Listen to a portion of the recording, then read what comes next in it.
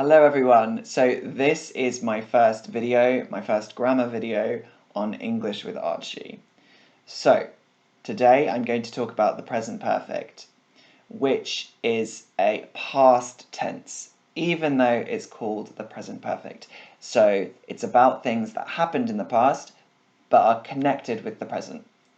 So, first of all, I'm going to tell you how do we make it, and then when do we use it, with lots of examples. So first, how do we make it?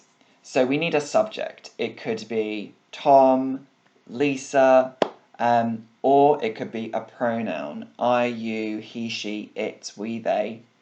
Then our auxiliary verb, which is have, or has for he, she, it. Then our past participle. So for example, I have been to England.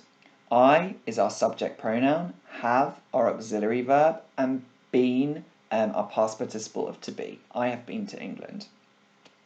Now we can also contract I and have to I've, and we can do this with all of them. I've, you've, he's, she's, it's, we've, they've. So I've been to England. And if we want to make a negative sentence, then we add not, and we say, I have not been to England. We can also, again, contract the I and the have, I've not been to England, or we can contract have and not, I haven't been to England. Now, for our past participle, a regular verb takes ed, just like the past simple. So, to play becomes played. I haven't played football before. To want becomes wanted. I have always wanted a car. To look becomes looked. So they are the same as the past simple. But we also obviously have irregular verbs, which are all different, and you do just need to learn them. But just focus on the most important ones. So for example, to be becomes been. I have been to England, or I have been to Italy, or I haven't been to the USA. To do becomes done. I haven't done my work. To see becomes seen. I have seen that film. To go becomes gone. Now, I'm going to give you some more examples. So, number one, I haven't visited my grandma this week. So, this is I, our subject pronoun, haven't, have not, together. Visited, our past participle of to visit, the regular verb, visited, and the rest of the sentence. I haven't visited my grandma this week. We could also contract I and have, and we could say, I've not visited my grandma this week. And it's the same. So, number two, the lesson has already started. You're late. The lesson has already started. So here, the lesson, our subject, has, because it's he, she, it. The lesson has already started, our past participle. Then we have bought a new sofa. So we, subject, have bought, irregular verb, to buy, a new sofa. We have bought a new sofa. Or, where have you been? Okay, so a question. So we start with where, then have, our auxiliary, you, the subject, and been, the past participle. Where have you been? Okay, so now you're thinking, okay, when do we use it? When do we use the past participle? So I will tell you in two main parts. So part one, we use the past participle when there is unfinished time. So unfinished time is like today, okay? In England, it is still daytime. It's not night, it's late afternoon. So the day has not finished. So this is unfinished time.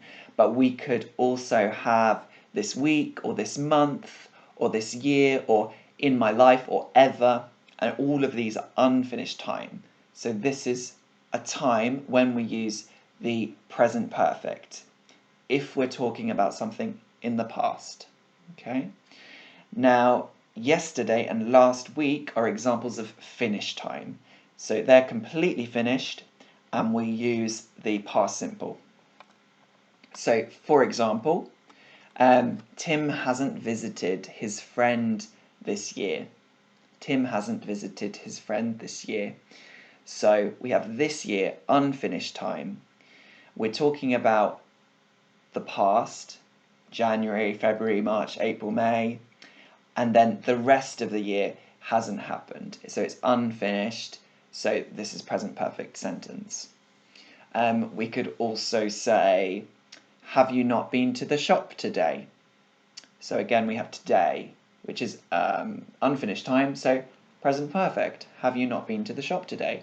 And we can respond to that with, yes, I have been to the shop today, or no, I haven't been to the shop today, or yes, I have, or no, I haven't. So another example, we've eaten pizza every day this week. So here, again, we have this week, so unfinished time, and we can respond. Someone maybe responds, no, we haven't. We didn't eat pizza on Tuesday. So in that sentence, no, we haven't is still in the present perfect, because again, we're talking about this week. No, we haven't eaten pizza every day this week. We didn't eat it on Tuesday. Now, Tuesday is in the past. So maybe in this context, today is Wednesday or Thursday or Friday or Saturday. So Tuesday is in the past, so we use the past simple. So, no, we haven't. We didn't eat it on Tuesday. Now, I'm going to give you 3 more examples where we don't say the time, but it is implied. So it is clear in the situation. For example, have you not yet been to the doctor's? Or we could say, have you not yet been to the doctor's today? Or have you not yet been to the doctor's this week? But it's not necessary. Still, there is an unfinished time, so we still use the present perfect. Or, Lucy has never eaten a hamburger. Okay, here, has never, it means in her life. So the time is implied.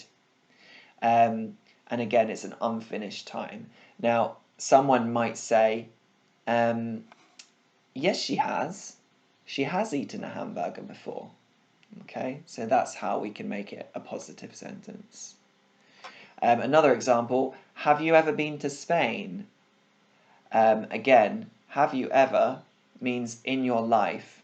So we don't say this year or in your life, but it's implied. Have you ever been to Spain?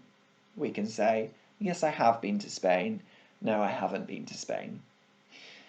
Now, the second part is when the past is connected to the present or it affects the present. For example, she's lost her wedding ring. Now, this is really important. She's lost her wedding ring and we have to look for it. So because it's so important right now, even though she lost it in the past, 10 minutes ago, 20 minutes ago, it's important right now, so we use the present perfect. Now, if we make a sentence with the past simple, for example, she lost her wedding ring, then maybe she lost it two years ago, maybe she lost it yesterday, but the situation might be different now. So maybe she found it, or maybe her partner bought her a new ring. Okay, so we know that the situation could be different if we use the past simple. But if we use the present perfect, we know the situation is still the same. She lost it and it's still lost. So, another example. My watch has just broken. My watch has just broken. So here, again, it happened in the past. It happened 1 minute ago, 20 seconds ago. But it's very important right now. Okay, now it's not working. So we use the present perfect. If we say, my watch broke, then maybe I now have fixed it, or maybe now I have gotten a new watch. Like, my watch broke on Friday, so I had to go to the watch repair shop, and they repaired it. Now it's okay. Another example is, I have forgotten my bag. I've forgotten my bag.